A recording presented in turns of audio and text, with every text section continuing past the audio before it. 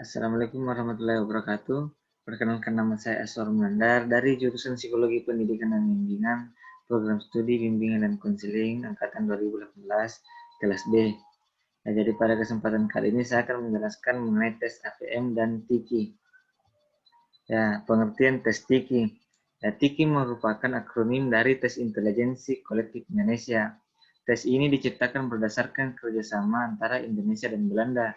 Ya, tujuan dari dibuatnya tes ini adalah untuk melihat standar intelijensi di Indonesia serta membuat alat tes intelijensi yang berdasarkan norma Indonesia. Ya, tes ini secara keseluruhan dibagi menjadi 3 tes, yaitu tinggi dasar, tinggi menengah, dan tinggi tinggi. Ya, selanjutnya itu tinggi dasar. Adapun tinggi dasar itu merupakan tes intelijensi yang paling awal dari ketiga tes yang ada. Ya, tes intelijensi ini diperuntukkan untuk anak-anak yang ada pada tingkat sekolah dasar hingga sekolah menengah pertama, kelas 2. Ya, tinggi dasar mengukur intelijensi dengan berhitung angka, penggabungan bagian, eksklusi gambar, hubungan kata, membandingkan beberapa gambar, labirin atau maze, berhitung huruf, mencari pola, eksklusif kata, dan terakhir itu mencari segitiga. Ya, tinggi menengah. Tinggi menengah merupakan alat tes intelijensi kedua dalam rangkai tinggi yang diperuntukkan untuk anak yang berada pada tingkat sekolah menengah pertama, kelas 3 hingga kelas menengah atas. Ya, pada tinggi menengah, peserta tes akan diminta untuk berhitung angka, penggabungan bagian, menghubungkan kata, eksklusif gambar, dan lain-lain. Ya, selanjutnya itu tinggi tinggi. Ya, tinggi tinggi menjadi alat tes intelijensi yang termasuk ke dalam rangkaian tinggi yang berada pada paling akhir dan memiliki tingkat kesusahan yang paling kompleks dalam tinggi. Tinggi tinggi sendiri diperuntukkan bagi individu yang ada pada tingkat perguruan tinggi serta orang dewasa.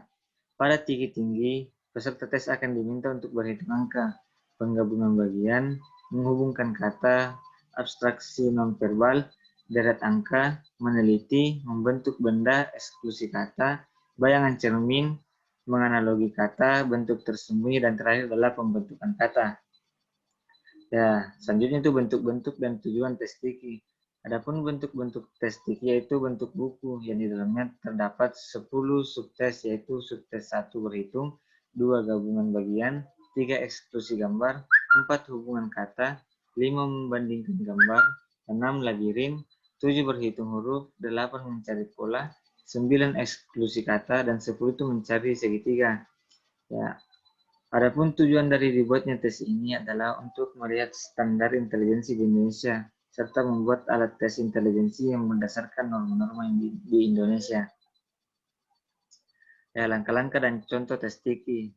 Ya, bisa kalian lihat di sini gambar contoh itu tes intelijensi TIKI ya. Silakan dilihat.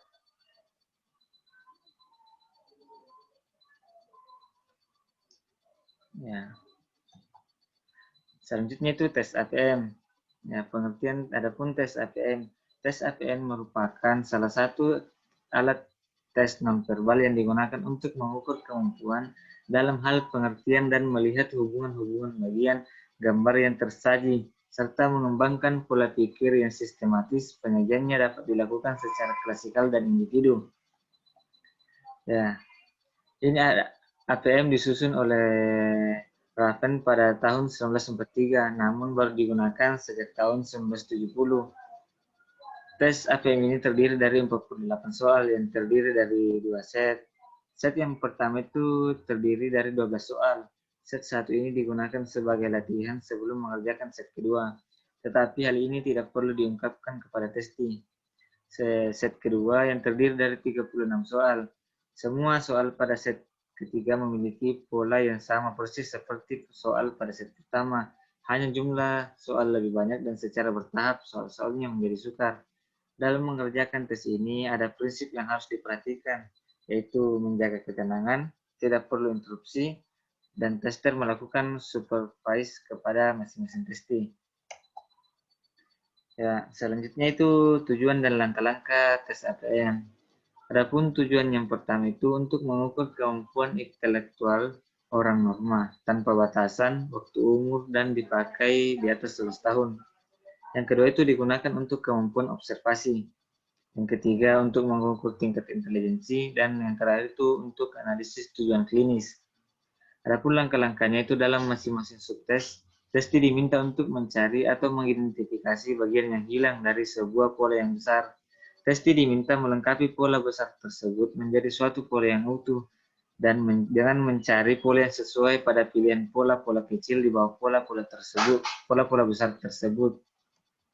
Ya, sebagai contoh, ini adalah contoh tes APM. Bisa diperhatikan.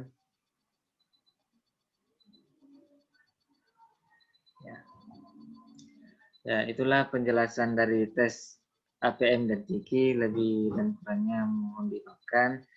Ya, sekian dan terima kasih. Wabillahi taufiq hidayah. Wassalamualaikum warahmatullahi wabarakatuh.